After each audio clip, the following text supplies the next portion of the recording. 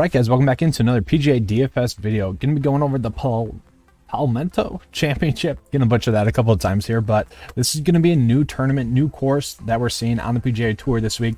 Just right off the bat, we know with that, it's gonna be a higher variance week. We don't really know what to expect from this tournament. We're gonna be pulling in a lot of stats that we're gonna be guessing with. We know that this is gonna be a Tom Fazio course design, so we'll be able to know kind of what to expect in terms of how he typically designs his courses. Strokes gain approach / effective greens gain is going to be the most predictive stat for a Tom Fazio course. After that, it's really just a guessing game, especially with this course that really does play a little bit differently than his typical courses, I guess, if you will. With Tom Fazio, he kind of just makes what he has to work with. I mean, this is one of the natural beauties golf courses out there. It's just a nice sight. It's gonna be fun to watch. We do know that this course is gonna play a little bit longer as well. Gonna be playing about 7,700 yards. It's reported that we're gonna have Bermuda greens, which that's kind of interesting to me. With it being a little bit longer track, and we'll be looking at some long iron accuracy there, and strokes gain tee to green is what we're going to be looking at as well. It is expected that the greens are going to, or that the ground is going to run out a little bit more, kind of play like more of a link style course here. For me, it really reminds me of the PGA Championship that we saw just a few weeks ago, also in the same area as well. So, I did use that as a comp course. That's going to be H2 for comp course history. I also really like the RSM Classic for comp course history. That's going to be one of the tournaments I'm looking at for comp course history. And then the next two I don't like as much, but we're going to be looking at the Corrales Championship, and then we're going to be looking at the RBC Heritage for comp course history. It is what it is with there. But yeah, just kind of looking it over, kind of doing the preview. We're expecting the winner to be right around 20 under par for this one. Just typically with these one-time events, it is going to be just lower scoring. They don't typically like to test the players out too much because they don't know what to really expect as a whole with tour players coming to their course. So with that, I do expect the cut line to be, -3 or so. That's not going to be too much. Key stats that we're going to go with is going to be effective greens gain, effective scoring. I want to be looking at, all those stats once again. I want to be looking at players that are going to be able to make the cut, and then also players that have played well on every type of golf course, really. So we're going to be looking at that. Effective birdie to bogey ratio, no difference there. I just like to look at that as a whole, really. Now, if it is going to be a little bit more of a scoring fest, I might switch that to birdie or better percentage. Strokes gain tee to green, I like that. And then par 5 scoring is going to be a par 72. And then with it playing a little bit longer, it just naturally brings in some other stats for a longer course that I like to look at as well. But just going over that, we got the stat fits. Sanjay really popping, Matthew NeSmith popping, Brooks Koepka actually popping up as well. Kind of shocking to me there just because, he's been injured a lot. Harris Inglis, DJ, and Fitzpatrick. No real shocks there in terms of stat fit rankings. Where it gets interesting, it's the comp course history that we're looking at. Brooks Koepka, -- that's going to be because of his PGA Championship finish. John Ha, 1 start. Roberto Castro, 2 starts. Bronson Burgoon, which I kind of messed up there. Actually, not bad comp course history for what we're looking at. Peter Uihlein and Roger Sloan also 2 made cuts in a row for comp course history. Those are at kind of more of those secondary events that we're looking at. And then recent form-wise, Brent Snedeker been playing really well. This actually kind of paints a picture of kind of how bad of a week it is. Snedeker, Vincent Whaley, our boy Vincent Whaley, Alex Noren popping up, Seamus Power, Ian Poulter, yuck, Tyrell Hatton, Lucas Glover, and Ben Martin. A couple of these names we're going to be touching on a decent amount, I think, throughout this video. But let's get into the picks for this week.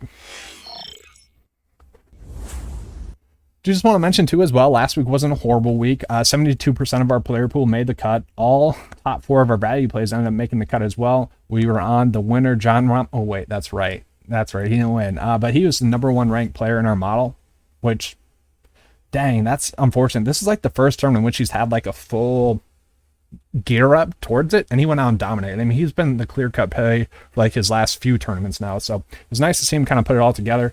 Patrick Cantley went out and won. He was actually the 3rd best stat fit in the field, which for a loaded field like that, he only ranked out top 22 in the model. Just kind of tougher to end up on him as a play, just given the loaded field that we have. But this week, if we have a decent stat fit, we might be more inclined to go out of our way to play them. But Patrick Cantley is much more of an outright bet than he was maybe a DFS play. Colin Morikawa was the 2nd best player ranked in our model. So very crazy, predictability on the high end. It's kind of everywhere else where I felt like there's going to be some chalk bombs. We saw that with Joaquin Niemann, but overall, 72% of the player pool made the cut. I'll take that. Not going to be a bad week when stuff like that happens. So, kind of sucked for me personally with Joaquin, but other than that, perfectly fine with it. This is a week, like I said, we were expecting a little bit more higher variance with this. If you get 6 for 6 across the cut line, you're probably going to be sitting pretty. So kind of just keep that in mind with what we're doing strategy-wise this week. So Dustin Johnson, we're going to be pulling him up. Now, he doesn't exactly pop up as an elite play. Okay, guys? 11.4, that's a lot. Top 15 in the mile still. Let's look at why. He missed the cut at the PGA Championship, which we're looking at for comp course history, but that's also going to be factored into somewhat of his recent form. So he missed the cut at the Masters and missed the cut at the PGA Championship. I expect him to, kind of regress back, find it this week. And if he does, this is honestly the perfect course for Dustin Johnson, okay? This is the, ideal course for him. He should be the favorite to win like he is. So I really do like DJ this week. And then, honestly, if he doesn't win, it should be Brooks Koepka. These two are the class of the field this week. Just by far the best plays. If they're playing at the top of their game, if one of these two are playing at the top of the game, or even 90% of the top of their game, they're going to go out and win. So I really like these two as picks. Course history rank is that comp course history H2. That's the PGA Championship. Finished second there, obviously. Really strong stat fit. His made cuts have been top 10 finishes. So Brooks Koepka I really do like. And then Tyrell Hatton. Tyrell Hatton's going to be someone that I touch on a little bit later on, but he's one of the few players in the field that are actually checking all the boxes this week. So he'll be someone I touch on later on. And we'll pull up Harris English, guys. It was very hard for me to honestly include 4 players in the high tier price point range and that mid tier price point range, which I'll touch on in a second. But Harris English, it's just he's more of a shoulder shrug play this week. He ranks 11th in the model, has a 77% chance to make the cut. 9.9 is a lot to pay up for him, so I don't think I'll be able to do that. For me, I think I'm going to be going with Hatton, Brooks, and DJ in a lot of my builds and hoping that one of those 3 win. And then there's some really good lower end plays I'll touch on here. But, comp course history-wise, 6th place finish there at the RSM Classic, 64th place finish at the PGA Championship. Did miss the cut at the RBC Heritage, but, he has been scoring on those par 5s, effective scoring, top 45 in that. Effective birdie to bogey ratio, 27th. Not horrible in long iron accuracy. Ranks top 6 stat wise, guys. That tells us a lot about this week as a whole. That, not exactly the best stats, but he ranks top 6. That's going to be a theme. Top 11 in the mile. Really only the best option I could give you guys, really under 10K. So that's just kind of the week that we have. Let's move down into those mid-tier price point plays. So moving down, I think Lucas Glover will probably be a little bit chalky. 8.6. I think a lot of people, like myself, were thinking that he'd be a 9K price point play just because of his ties to this course. He's been one of the few players on tour that have been hyping up this course as a one that the PGA Tour should be more involved with. So he has ties to this course. Ranks out pretty well too, as well. Second best in the model, which is absolutely nuts to me. I did not see this coming. Top 23 stat fit, which once again, that tells you a lot about this week. But comp course history wise, 23rd place finish at the RSM Classic and RBC Heritage, top 33 finish. And I should mention this. We don't really care as much about comp course history. It's more or less just nice to see someone have that good comp course history rather than not have it. It's kind of the cherry on top this week. We're really focusing on recent form and stat fit. And if we had to choose one, it'd be recent form. But just kind of looking it over, guys, really solid finishes here for Lucas Glover. He's had some high upside weeks, an 8th and a 4th place finish, but he's also been consistent as well. Only one missed cut mix in there at the Wells Fargo Championship. I like those odds for a player to, potentially make the cut and then go on and get a top 25 finish. At 8.6, we really like that. He has a 71% chance to make the cut this week, which, compared to Ian Poulter, $600 cheaper, slightly better play. I like that a lot for Lucas Glover this week. Talking about Harold Varner as well. I could have made Lucas Glover a core play. I just didn't want to. There's some other better plays, or just as good of plays, I think, in that 7K range. I'll touch on those guys in a second. So if you guys have been following me for a while, you've been knowing that I've been wanting to play Harold Varner a decent amount in PGA DFS over the past month and a half. It just hasn't come together. And that's kind of the theme this week. If he was $500 cheaper, I'd be like, oh yeah, give me some Harold Varner this week. But I don't know if I can. Comp course history, I'm perfectly fine with that. One missed cut at the RSM Classic, whatever. Made the cut at the PGA Championship. 2nd place finish at the RBC Heritage. That's good. Look at this again, guys. Horrible stats. Ranks out top 9. That's just the week that we have. Top 8 in the model. We do like that. 3 straight made cuts. Has shown some upside as of recent as well. I like the fact that he is finally starting to play better, starting to play a little bit more consistently, like the Harold Varner III that we know. He is from North Carolina as well, so you got to imagine that he's made the trip down to South Carolina to play this course at least a couple of times. Just kind of a random guess. I'm sure we'll be able to get that information throughout the week as well. Do want to pull up Johnny V here as well. It was kind of him or Brent Snedeker that I was going to roll with next, and I just went up with Johnny V. I just feel a little bit safer, and if you guys can see here on the model, he ranks out a little bit better than Brent Snedeker. 4 straight make cuts, more or less just I want to include floor players in here for you guys, and he's the one that I ended up on. That's really just the theme this week. And then if we are going to pay up for someone in this price point range, I like Alex Noren. So really for me, it's going to go from Harris English to Alex Noren if we're going to be, trying to make some plays in that kind of price point range. Because, well, comp course history-wise, 3 straight make cuts, we like that. 7 straight make cuts on tour as well. Ranks out top 6 in the model this week.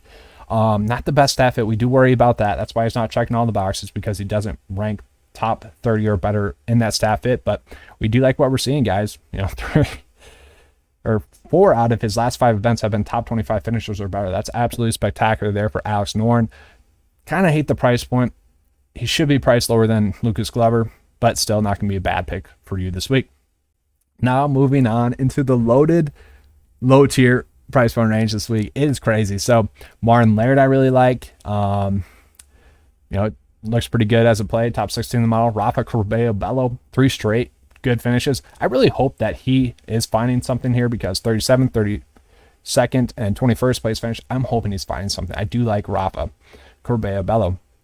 But really the next few picks I'm going to mention are going to be core plays.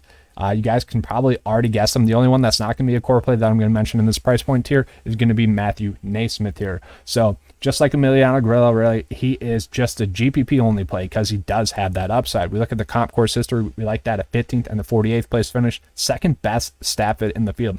So he's someone that's kind of just lacked consistency this year. We can look at his recent form. That's what we're seeing. 2 missed cuts and then 4 straight make cuts. So I'm hopefully he's going to start that trend again. 2 missed cuts and then 4 straight make cuts again. When he's been making the cuts, he's been playing well, especially at this price point. He also is a South Carolina boy as well.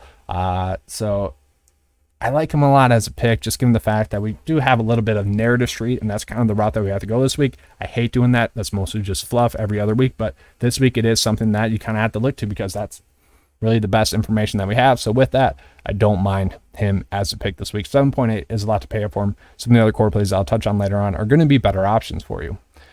And now we're going to move down into the value tier once again, saving the core plays for the end of this video. So let's move down into that value tier. I do want to start off with Hank Lebioda. And there's also one value play that I'm really excited to give you guys, because it was really shocking to me that I saw him as a pick. It's kind of like Ben Martin a few weeks ago, where I'm like, all right, this is a pretty good play. So I'm kind of interested to give you guys that one. That was kind of Hank Lebioda this week, but not completely. Top 11 in recent form rank. That's because the 17th, 51st, and 13th place finish, over the last 10 weeks is what we're looking at for recent form rank. Not bad there. Course history rank could be a little bit better. 2 straight missed cuts at the comp courses that we're looking at. So obviously that's not good. Top 26 stat fit, which once again, not that good. Relatively speaking, like, this field sucks. So value play wise though, 53% chance to make the cut. I don't mind that. I am actually pretty okay with that. Let's not go crazy with it. But the pick that I was excited to be on, that kind of just caught my eye, Mark Anderson, guys. So we look on tour, he's made 3 straight cuts in a row. I think he might have missed a cut at the Zurich Classic, I'm not sure, but also had a top 10 finish on the Corn Ferry Tour for his most recent start. So top 35 in the mile. Not that great, but at 6.6, I actually don't mind that as a pick. He's kind of a sneaky play, I think, this week. You probably get him for sub 5%, unless people start jumping on the 9 to 5 value plays, as they should. So the 2 other picks that I like are going to be JJ Spawn, which is just ugly, and then DJ Trahan, the other DJ Trahan. So DJ Trahan, if you ever look at his game log, you can see that he's had some horrible rounds, okay? That is just who he is, okay? He's just been not able to put together for a full weekend. I'm not saying that he's going to be able to, but I'm saying if he finally does do that at this price point, he could easily go on and get you a top 25 finish. Obviously, you only want him at maybe 5% if you're going to include him in your player pool. Kind of the same thing for JJ Spawn. I just think he's a much better player than what his price point is here. 41st in the model. That kind of shows you that, probably going to be a little bit of a cut sweat, but 50% chance to make the cut. We'll take that from a value play this week at 6.6. Nothing you want to go out of your way to play, but nothing that's going to be absolutely horrible. All right, guys, so now moving down into the core plays, we're going to start off with Tyrell Hatton, like I already mentioned. So Tyrell Hatton, I really do like as a pick. He's the one player that's checking all the boxes this week. We look at recent form, we look at course history rank, comp course history rank, and stat rank. So top 4 stat rank play. Really the only thing that worries me with Tyrell Hatton is he only ranks 135th in par 5 scoring. Everything else, though, is really spectacular. So there's no signs pointing to him really being able to struggle this week. I guess the only thing would be, upside with him. If he is struggling on those par 5s, then yeah, he might not have that top 10 upside. But, given his recent form, given his comp course history, I do like him as a pick. Really, the only worry I have with Hatton is that he's going to be one of the most popular picks, if not the most popular pick, just because DJ and Brooks, they do have some of their slight worries, and they're priced significantly more than Tyrell Hatton, who, is a safe play and does have that upside. So Tyrell Hatton this week is going to be a core play for me. He's going to be the player that I'm paying up for the most if I'm going to pay up that high.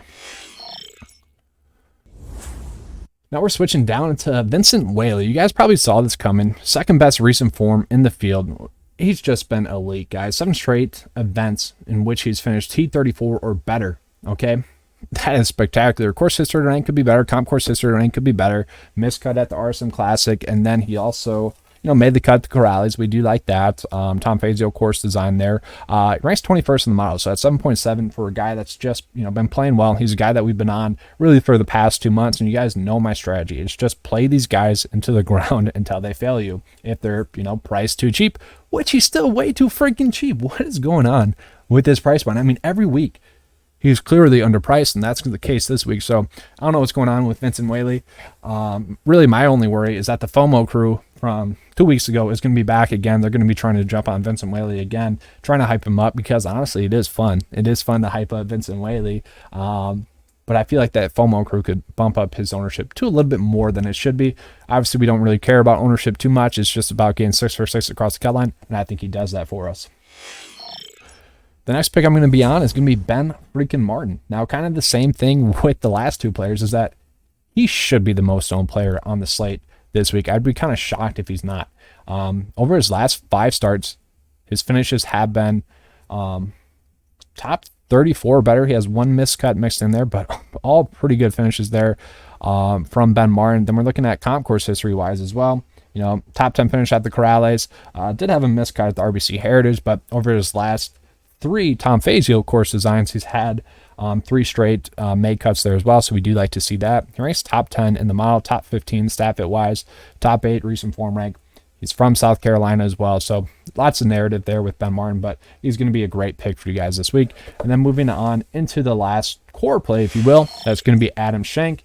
Adam Schenk at 7.1 was kind of a nice price point to me. Kind of just caught my eye. He does rank out top 12 in the model. Recent form rank, not bad. Could be a little bit better, but over his last 5 starts, he's went 65th, 34th, miscut the Wells Fargo Championship, 18th, and then 25th place finish. So not bad there. We do like that. 4 out of 5 cuts he's made the event in. 3 straight made cuts comp course history-wise that we're looking at. And he kind of is basically checking all the boxes had he made the cut at the Wells Fargo Championship. So really don't mind him. The only worry with him is that, yeah, he ranks top 21 stat fit wise, but those are still ugly. I mean, his best stat is effective total driving, which he ranks 62nd in. And then the next best is effective birdie to bogey ratio, 89th in that. Kind of tells you the field that we have this week.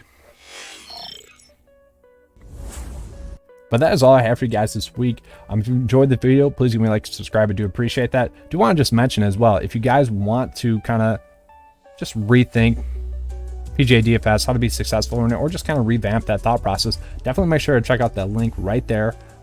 Just kind of a tips and tricks video for you guys to have a nice little refresher. It seems like we have a lot more people kind of giving content in the DFS community, which is great for the game of golf, but also it kind of means some of the strategies getting lost. I've been getting some weird questions over the past few months now, which shouldn't be popping up, so definitely check that out. It's just a nice little refresher for you guys. But if you guys want to join 9to5 Nation as well, $10 a month, best value in PGA DFS. It's a one-stop shop, has all the tools that you guys will need to succeed and more.